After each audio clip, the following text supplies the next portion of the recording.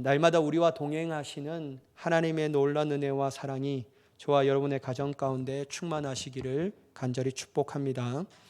여러분 혹시 리절리언스라는 단어를 아십니까? 리절리언스 한번 띄워봐 주시면, 리절리언스는요 우리의 말로 번역하면 회복 탄력성을 의미합니다.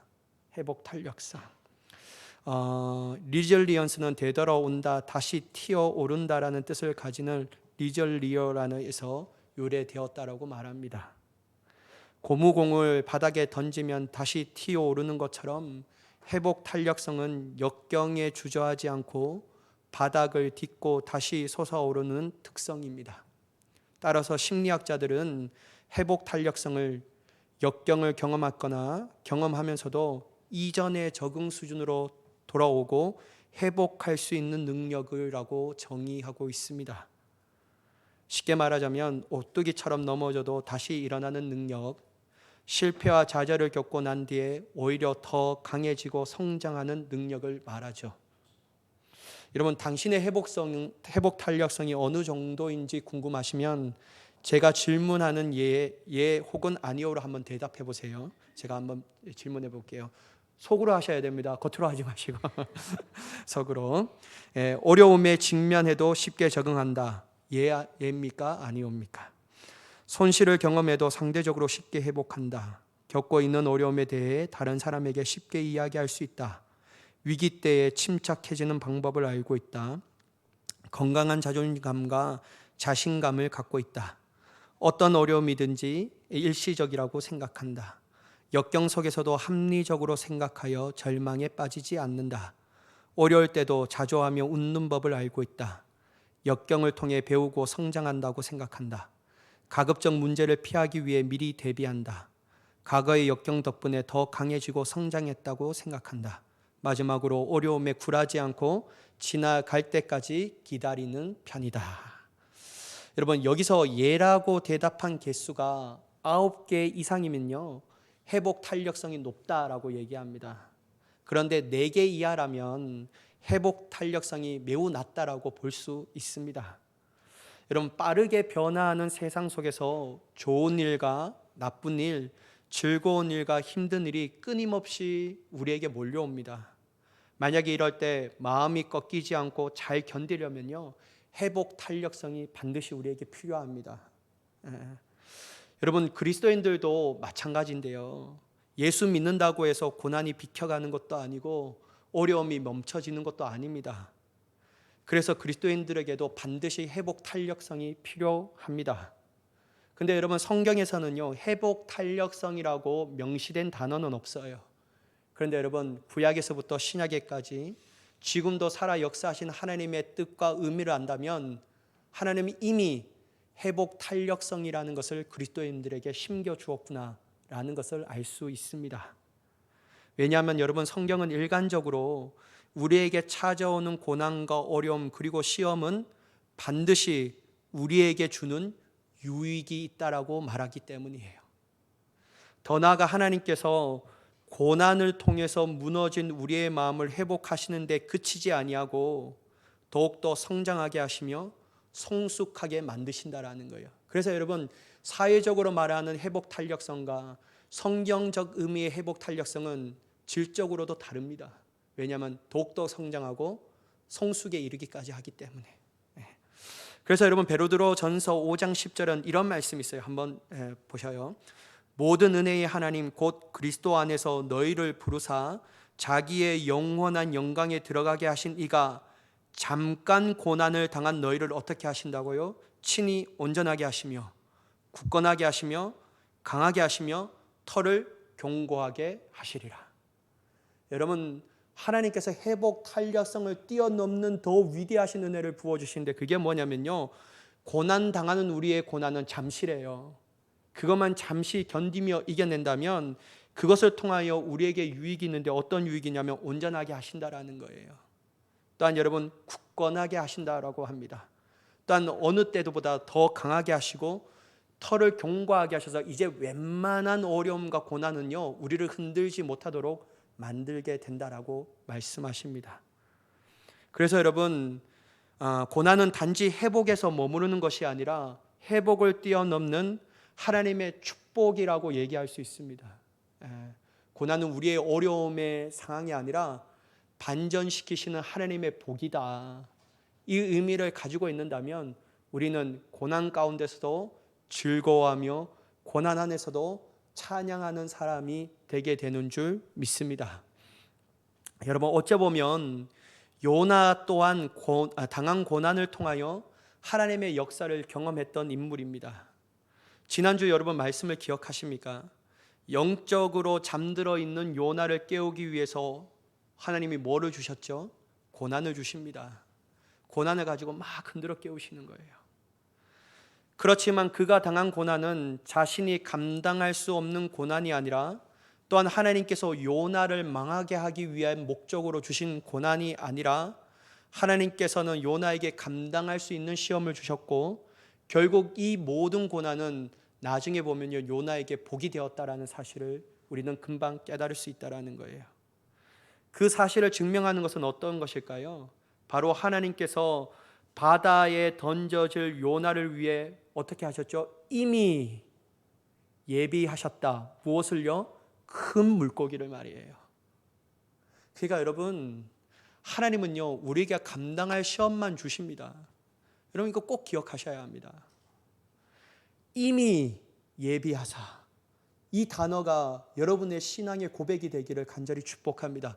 그러니까 여러분 다른 성경 보더라도 하나님은 우리의 감당할 시험밖에 주신 적이 없사오니 우리 고난을 당할 때, 시험을 당할 때 어떻게 한다고요? 피할 길을 예비하셨다. 그러니까 여러분 하나님은요 다 이길 준비와 장치를 마련해 주셨어요. 단지 우리가 믿음이 없기 때문에요 그 피할 길을 보지 못하는 거예요. 단지 인간적 육신으로 바라보니까 고난만 크게 보이는 겁니다. 그러니까 하나님 왜 이러시나, 하나님 나를 망하게 하시려고 이러시나, 이 생각밖에 들지 않는 거예요. 근데 믿음의 눈으로 보면요 벌써 피할 길을 주신 거예요. 왜냐하면 여러분 요나가 바다에 던져질 때 딱 그 타이밍에 하나님 물고기를 준비하셔서 요나를 삼키게 하셨잖아요. 이게 뭡니까 여러분? 바다와 풍랑과 모든 물결 가운데서도 주님이 친히 보호하셨다. 이거예요. 여러분 그러면서 오늘 본문의 말씀이 시작돼요.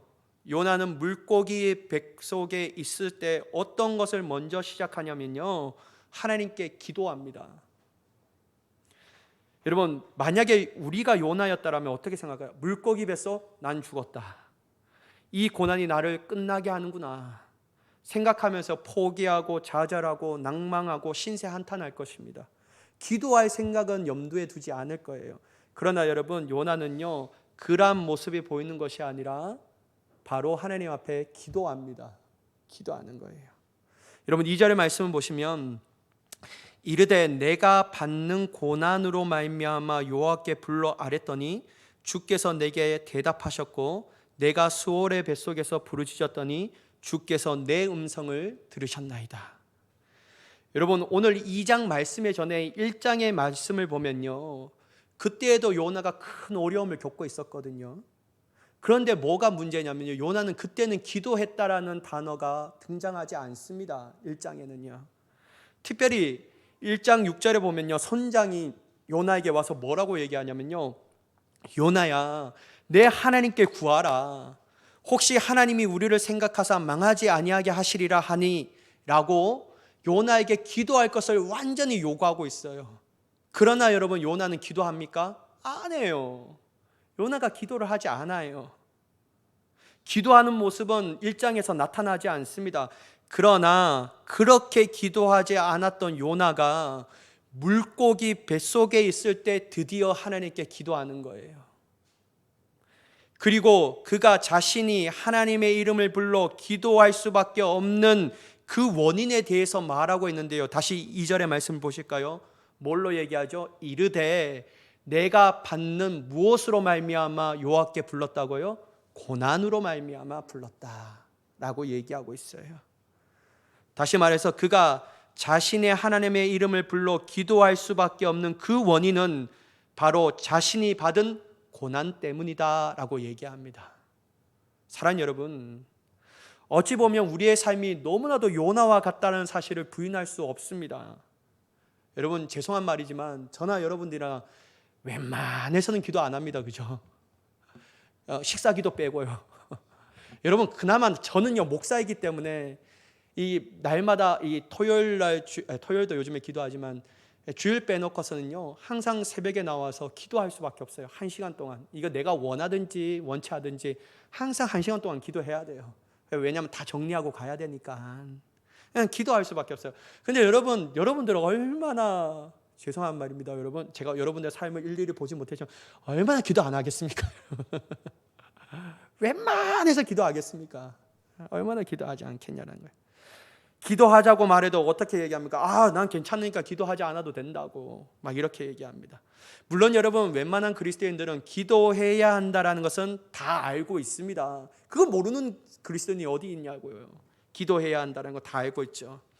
지금 그러나 기도해야 한다는 건 알고 있지만 기도보다 할 게 얼마나 많은데 라고 생각하면서 기도보다 다른 것에 마음을 두며 나아가고 있다는 거예요. 지금 당장 자신에게 기도보다 더 필요하고 더 중요하다고 생각하는 것에 집중하며 그 일에 온 마음을 쏟으니까요, 기도는 제후순입니다. 눈에 보이는 당장 이것을 해야 하는데, 그러니까 기도할 생각은 하지 않는 거예요. 그렇다면 여러분, 우리 언제 기도할까요? 언제 기도할까요? 고난 당할 때. 고난 당할 때 기도합니다. 여러분, 아마 이 100명 중 90명은 다 그럴걸요. 아니 여러분, 95명은 다 그럴 겁니다. 고난 당할 때 기도할 겁니다. 가슴 아프지만 여러분, 요나처럼 물고기 뱃속에 있을 때 기도하게 됩니다. 쉽게 말하자면 지금 자신이 처한 상황 가운데서 자기가 할 수 있는 것은 아무것도 없다라는 것을 느껴질 때, 그때야 하나님이 기억하는 거예요. 하나님을 기억하는 거예요. 그때야 하나님의 이름을 부르짖을 수 있는 거예요. 쉽게 더 말하자면 숨이 꼴딱꼴딱 넘어갈 때 그때 비로소 기도하는 겁니다. 여러분, 참 안타깝지 않습니까? 평안할 때 기도하면 얼마나 좋겠냐라는 거예요. 여러분, 우리의 삶이 기쁘고 행복할 때 얼마나 기도하면 얼마나 좋겠냐는 거예요. 여러분, 이순신 장군이 얘기했잖아요. 유비무한. 미리 준비해야 된다. 근데 여러분, 기도하면서 준비해도 고난이 오면 얼마나 힘든데, 기도하지 않고 넋놓고 있다가 고난 탁 맞으면 얼마나 힘들겠냐라는 거예요. 그죠? 그럼에도 불구하고 여러분, 저는요 하나 느껴지고 생각하고 확신되는 게 있는데, 비록 고난 가운데 있을 때 기도해야 한다는 것을 깨닫고 늦었지만 기도 자리에 나아가는 것 자체가 하나님의 큰 은혜라고 생각합니다. 그게 은혜예요. 왜냐하면 여러분, 잊고 있었던 하나님을 다시 바라볼 수 있기 때문입니다. 다시 하나님을 기억하는 거예요. 잊고 있었던 하나님께서 우리를 향한 사랑과 그리고 크고 놀라우신 하나님의 능력을 다시 기억할 수 있기 때문에 그게 얼마나 우리에게 큰 축복인지 모른다라는 거예요. 비록 늦었지만 고난 가운데서 기도하고 기도의 자리에 나아가는 것이 나에게 복이다. 요나도 이러한 상황 가운데 하나님 앞에 기도하죠. 근데 여러분, 특이한 게 뭐냐면요, 이러한 상황 가운데 기도하는데요, 어떻게 기도하냐면 확신을 가지고 기도합니다. 확신을 가지고 기도해요. 여러분, 우리 인간적으로 한번 얘기해 봅시다. 요나가요 하나님 앞에 기도할 수 있는 염치가 있어요? 제가 그러면 염치가 없을 것 같아요. 왜냐하면 하나님, 니느웨로 가라. 어디로 갔습니까? 다시스로. 여러분, 그렇게 하나님 가라고 얘기하는데 안 가고 막 발버둥 치고 안 가겠다고 도망가고 했던 그 염치가 있다면 어떻게 하나님 앞에 기도할 수 있냐라는 거예요. 저는 염치가 없어서 기도 못할 것 같아요. 근데 여러분, 요나는요 염치도 없고 여러분 정말 세상 말로 낯짝도 없지만 그럼에도 불구하고 굴하지 않고 하나님의 이름을 부르고 기도합니다.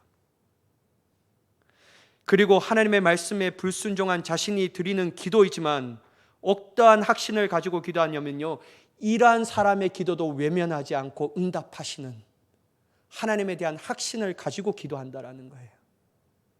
그래서 여러분 2절 후반부 한번 다시 보실까요? 보셔요. 여호와께 불러 아랬더니 주께서 내게 뭐 하셨다고요? 대답하셨고 내가 수월의 뱃속에 부르짖으니 주께서 내 음성을 어떻게 하셨다고요? 들으셨나이다. 그러니까 여러분, 연치 불구하지 말고 자존심 따지지 말고요, 고난 당할 때 하나님 앞에 기도하는 게 복입니다. 내 기도 들어주시겠나? 들어주십니다. 여러분, 요나가 그렇게 고백하고 있잖아요. 내 음성을 들으셨고 주께서 내게 대답하셨다. 그래서 여러분, 저는요, 결론이 뭐냐면요, 고난은 기도의 자리로 다시 돌아오게 하게 함으로 복이다라는 것이 제 결론입니다. 그게 은혜라는 거예요.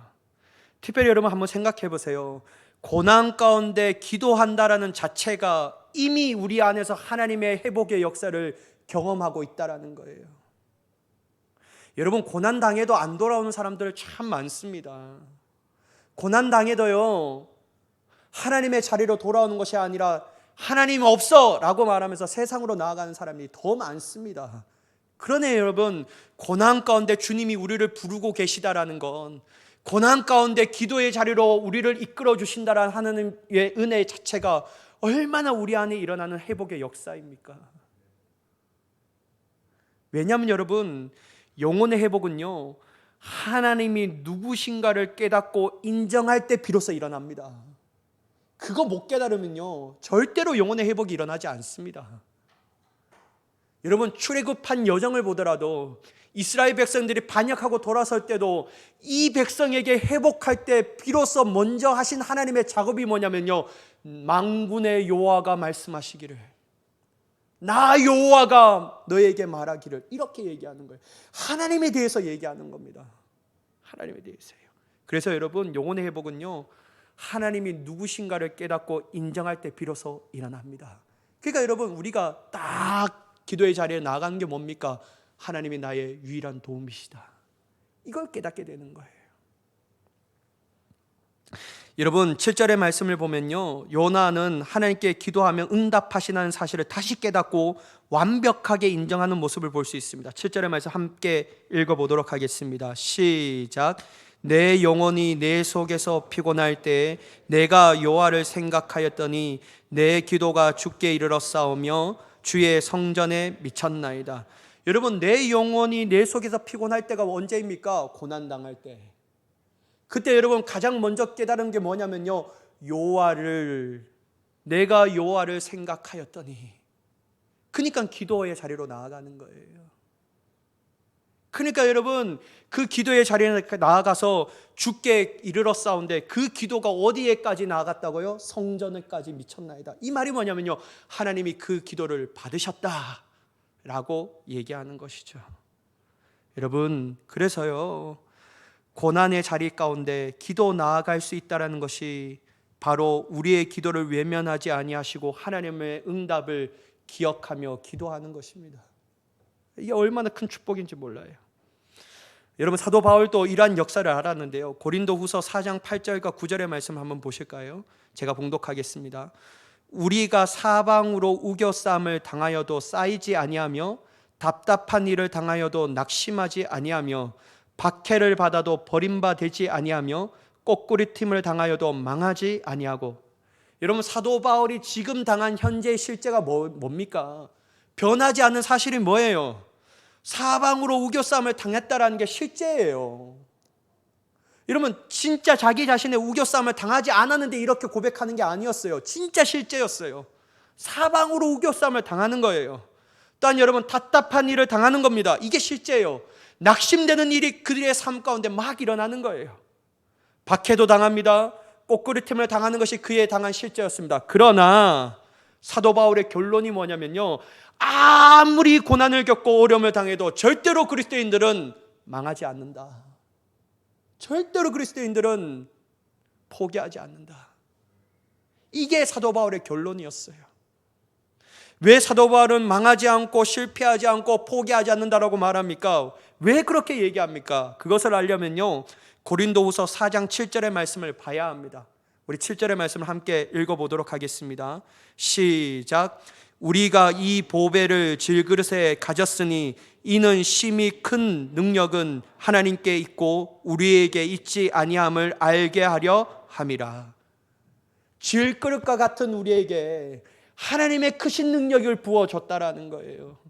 그러니까 여러분, 내 눈앞에 펼쳐진 상황, 내 경험은 어렵고 힘들고 고난이고 시험이고 각종 문제들이었지만 그럼에도 불구하고 내게 있지 아니하는 하나님의 크신 능력이 있으니까요, 실패하지 않는 겁니다. 낭망하지 않는 거예요. 포기하지 않는 거예요. 주저하지 않습니다. 결국 그 사명을 감당하는 길로 나아갑니다. 사랑하는 여러분, 여러분들에게 고난당할 때 주님의 크신 큰 능력을 볼 수 있는 눈이 있기를 간절히 축복합니다. 하나님 질그릇과 같은 나에게 그 능력을 담아주셨다라는 거예요. 그게 얼마나 큰 은혜인지 모르는 거예요. 그러니까 여러분, 사도 바울은요, 포기하지 않고 낭망하지 않고 다시 회복되며 더 나아가 성장과 성숙에 이르게 된다라는 거예요. 날이 가면 날이 갈수록 사도 바울의 영혼은 더욱더 깊어집니다. 하나님이 내 눈앞에 모심과 같이 느껴지게 되는 거예요. 여러분, 사도 바울이 가졌던 능력은 뭘까요? 하나님의 심히 크신 큰 능력은 어떤 것일까요? 첫 번째는 복음의 능력이었습니다. 두 번째는 기도의 능력이었습니다. 세 번째는 말씀의 능력을 소유했던 사람이었습니다. 특별히 사도 바울은요, 기도의 중요성을 알고 있었다라는 겁니다. 그래서 그는 고난 가운데서도 어떤 사람이었냐면요, 기도하는 사람이었다. 또한 여러분, 이 기도가 너무나도 중요하다는 사실을 알음을 통해서 자신의 삶을 위하여 동역자들에게 뭐를 부탁하냐면요, 기도해달라고 부탁합니다. 돈 좀 줘봐, 이렇게 얘기하지 않아요. 먹을 양식 좀 줘봐, 이렇게 얘기하지 않아요. 뭐를 부탁하냐면요, 나를 위하여 기도해달라. 그러므로 여러분, 그는 응답하시는 하나님을 인하여 회복될 수 있었으며, 응답하시는 하나님을 인하여 깊은 영혼의 성장과 성숙을 경험할 수 있으며, 응답하시는 하나님을 인하여 큰 복을 누리며 모든 일들을 감당하는 그리스도인이 되게 된 줄 믿습니다. 여러분, 저는 여러분의 삶이 이러한 복으로 충만하기를 간절히 축복합니다. 여러분, 이건 놀라운 복이죠. 요나 또한 기도하면서 믿음의 결단을 해요. 여러분, 4절의 말씀 한번 보실까요? 오늘 본문 4절 말씀 함께 읽어보도록 하겠습니다. 시작. 내가 말하기를 내가 주의 목전에서 쫓겨났을지라도 다시 주의 성전을 바라보겠다 하였나이다. 여러분, 요나는요, 지금 어떠한 믿음의 결단을 하고 어떠한 믿음의 기도를 하는지 아십니까? 문제를 해결해 달라고 기도하지 않아요. 하나님, 이 물고기 뱃속에서 죽게 된 나의 생명을 구원해 달라고 기도하지 않습니다. 요나의 기도는요, 어떠한 기도냐면요, 문제 해결의 기도가 아니라 자신의 영혼의 회복을 위한 기도였다라는 거예요. 이게 핵심입니다, 여러분. 요나가, 여러분 한번 보세요. 4절에 어떻게 하죠? 내가 주의 목전에서 쫓겨날지라도, 이게 뭐냐면 고난 가운데서도 내가 어떻게 하기를 원합니까? 4절의 후반부에 보면 다시 주의 성전을 바라보겠다라고 기도합니다. 이게 뭡니까, 여러분? 회복을 위한 기도입니다. 자신의 영혼의 회복을 위한 하나님 앞에 기도를 하고 있다는 거예요. 하나님, 내가 죽게 됐는데요, 이 문제 해결해 주셔야 돼요. 좀 살려주세요, 하나님. 이거 아니에요. 하나님, 내 영혼을 회복하게 해주세요. 주의 성전을 다시 보게 해주세요. 라는 기도였죠. 여러분, 우리가 고난 가운데 1차적인 우리의 모습이 바로 이러한 모습이 되어야 합니다. 하나님께서 주신 고난을 통하여 우리에게 깨닫게 하고 싶은 것, 하나님의 뜻이 뭐냐면요, 바로 잃어버린 하나님에 대한 신앙과 사랑을 다시 바라보라는 거예요. 이겁니다, 이거예요. 맨날 여러분, 하나님 이 문제만 해결해 주시면요, 내가 이거 하고요. 하나님 이 문제만 해결해 주시면 내가 이렇게 할 거고요. 하나님, 내가 이 문제만 해결해 주시면요, 이렇게 할 거예요. 로또만 맞게 해주시면 내가 교회를 짓겠습니다. 그런 거 아닙니다, 여러분. 제가요, 문제 해결되는데 그렇게 하는 사람들 잘 못 봤어요. 저 멀리 있던 멀리 갔더니입니다. 그냥 아주 하나님, 내 문제만 해결해 주시면 이렇게 할게요 라고 말하는데 어느 순간에 그 사람이 다 사라져 버렸어요. 그렇게 문제 앞에서는 쩔쩔 주님 앞에 막 매달리고 기도했고, 자신의 삶이 그 문제에서 좀 벗어나니까요, 자기가 결단한 거 안 해요. 살만 하니까, 숨쉴만 하니까 안 하는 겁니다. 그러니까 여러분, 뭔가 잘못된 거예요. 여러분, 하나님은요, 문제 해결사 하나님이 아닙니다. 하나님은 우리의 영혼을 회복시키시는 하나님이셔요. 그게 1차적으로 우리의 중심에 딱 서면요, 문제가 오더라도 흔들리지 않는 거예요. 왜냐하면요, 문제 해결은 부차적인 거예요. 두 번째 문제예요. 왜냐하면 하나님을 다시 한번 바라보게 하는 위대한 큰 은혜를 누리는 자가 되기 때문입니다. 이게 중요한 겁니다. 여러분, 저는 우리 교회 모든 성도님들이요, 문제 해결만을 강구하며 나아가는 삶이 아니라 1차적인 모습, 하나님 내 신앙의 회복과 성장과 성숙을 이루게 하여 주옵소서. 이 기도를 할 수 있는 저와 여러분이 되기를 간절히 축복합니다. 그러면요, 자연스럽게 하나님께서는요, 그 문제를 해결해 주시는 겁니다. 안 해주신다고 말씀하시는 게 아니에요. 여러분, 요나를 한번 보셔요. 문제 해결해 달라고 기도합니까? 아니면 영혼의 회복을 위하여 기도해 달라고, 해결해 달라고 기도합니까? 여러분, 이걸 우리가 깨달을 수 있는 자가 되기를 간절히 축복합니다. 여러분, 회복을 위한 요나의 기도는요, 자신의 사명을 다시 감당하겠다라는 기도로 연결됩니다. 9절의 말씀인데요, 한번 같이 읽어보도록 하겠습니다. 시작. 나는 감사하는 목소리로 주께 제사를 드리며 나의 소원을 주께 갚겠나이다. 구원은 여호와께 속하였나이다 하니라. 여러분, 요나는요, 감사하는 목소리로 주께 제사를 드리겠다. 그리고 그 뒤가 뭐냐면요, 나의 소원을 주께 갚겠다라고 얘기합니다. 여러분, 이게 참 중요한 거예요. 자신의 마음에 들지 않아 하나님이 말씀하신 그 사명을 외면했지만 지금은 다시 그 사명을 어떻게 하겠다고? 감당하겠다라고 말하는 거예요.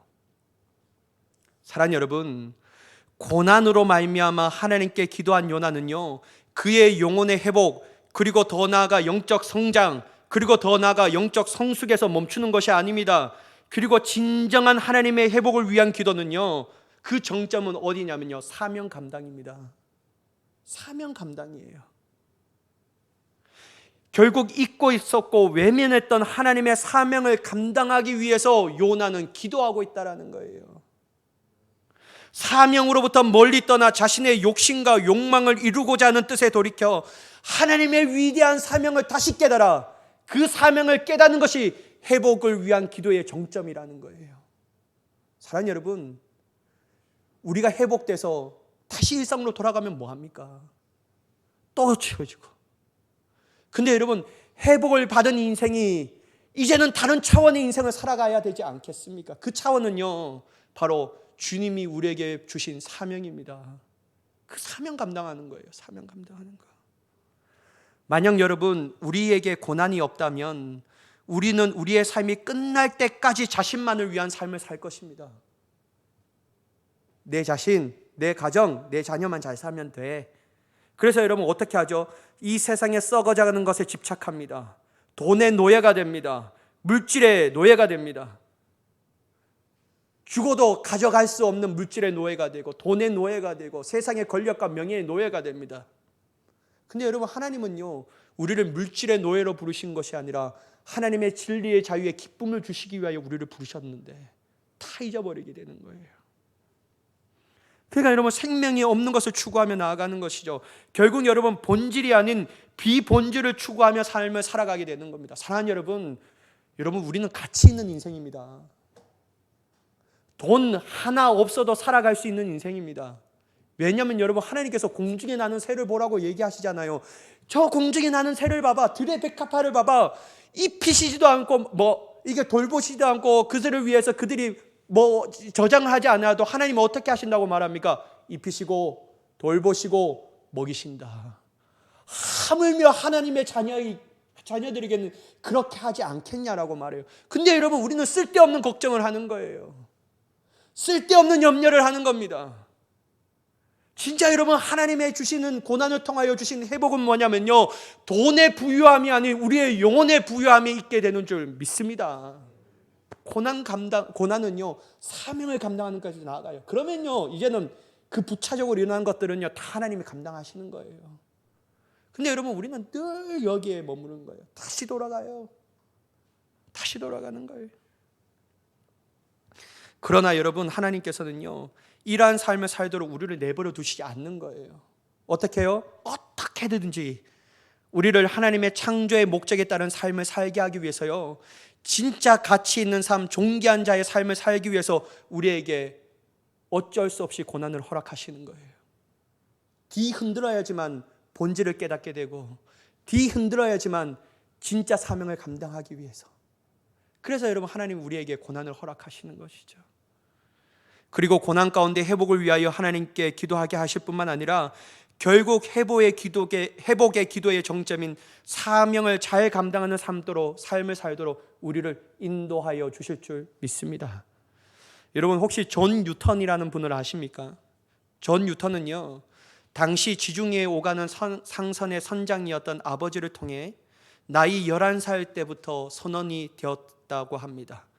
어렸을 때는요, 경건한 신앙이었던 어머니의 영향으로 신앙적인 훈련을 많이 받았고, 그러나 7살 되던 해에 어머니가 폐병으로 돌아가시고 난 후에 선원들과 함께 살아가면서도 성격도 거칠어지고 삐뚤어지기 시작했다고 해요.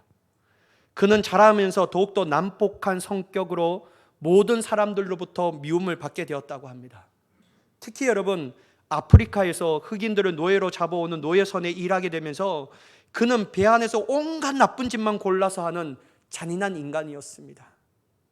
그러던 중에 1748년 3월 1일 그는 배 안에서 토마스 아켄페스가 지었던 그리스도를 본받아라는 책을 우연히 발견하게 되었어요. 그리고 그 책을 읽게 된 거예요. 책을 읽는 동안 그는 오랫동안 그의 영혼 속에서 깊이 잠자고 있던 어머니의 기도 소리와 찬송의 소리를 다시 들을 수 있게 되었다라고 고백합니다. 그리고 여러분, 어떻게 되냐면요, 마음의 변화가 일어나는 거예요. 회복의 역사가 막 일어납니다. 그게 어떻게 되냐면요, 눈물을 흘리고 무릎을 꿇고 하나님 앞에 굴복됩니다. 회개 기도를 하나님 앞에 올려드리게 돼요. 그러니까요, 제가 말씀드렸던 것처럼 가장 정점인 삶을 살아가는데 어떻게 되냐면 새로운 삶을 추구하며 살아가는 거예요. 지금까지 모든 삶을 정리하고 그가 대적했던 바로 그 하나님의 복음을 전파하는 사명을 받고 목사의 길을 걷게 됩니다. 그는 버킹엄에서 16년간을, 올리언 교회에서 27년간을 사역합니다. 그런 중에서 그가 회개한 지 29년 되는 1779년에 찬송가 405장 Amazing Grace, 나 같은 죄인 살리신, 이것을 작사하며 미국 문효에 곡을 붙여서 부르게 되었다라고 말합니다. 여러분, 세상 사람들도요, 이 찬양 영어로 많이 들어봤습니다. Amazing Grace. 이 찬송가에서 그는 인생 가장 밑바닥에서 방황했던 자신을 건져주신 하나님의 사랑과 자비에 늘 감사하는 생활을 하게 된 그의 마음을 그대로 나타내어 많은 그리스도인들에게 큰 감동을 주었습니다. 그리고 노예 폐지 운동에 앞장서는 사람이 되었어요. 완전히 달라졌어요. 사랑하는 여러분, 우리가 회복에 대한 기도의 정점은요, 단지 문제와 영혼 회복에 그치는 게 아니에요. 사명 감당입니다. 차원의 다른 삶을 살게 하시는 하나님의 은혜를 경험하는 거예요. 그게 주님이 원하시는 정점이라는 거예요. 여러분, 한번 보셔요. 성경도 그걸 하나님이 얘기하고 있어요. 여러분, 요나가 내 주신 소원을 갖겠다라고 할 때 하나님께서 어떻게 하셨죠? 물고기를 명하여 입에 다시 토해내요. 육지에 토해냅니다. 소원할 때 다시 토해내는 거예요. 하나님의 원자적인 뜻에 합당될 때 다시 한번 하나님께서 그에게 기회를 주시는 거예요. 이제는 네가 원하는 소원이 아니라 내가 맡겨진 그 소원을 감당해라. 그래서 하나님께서 다시 토하게 내게 하신다라는 거예요. 사랑하는 여러분, 결국 하나님이 원하시는 요나의 모습이 되었기 때문에 그렇게 하신 것이 아니겠습니까? 그러므로 우리 또한 요나처럼 결국 사명을 감당하겠다는 하나님이 원하신 모습으로 결단하는 것이 고난 가운데 회복을 위하여 기도하는 우리의 최종적인 모습이 되어야 되지 않겠습니까?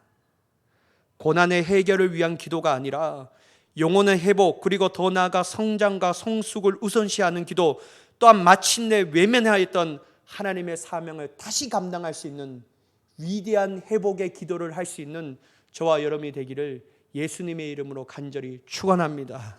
기도하겠습니다. 사랑의 하나님, 진정한 회복을 위한 우리의 기도가 되기를 원합니다. 문제 해결만을 위한 기도가 아니라 다시 회복되고 일상의 예전의 모습으로 돌아가는 삶이 아니라 성장하고 성숙하여 끝내 하나님의 최고의 회복의 기도의 정점인 사명을 감당하는 우리의 삶이 되게 하여 주옵소서. 그리하여 하나님이 행하신 일들을 바라보며 주님의 위대하신 일들을 몸소 경험할 수 있는 우리의 삶이 되게 하여 주옵소서. 그렇게 역사하실 하나님을 간절히 기대하며 예수님의 이름으로 기도드리옵나이다. 아멘.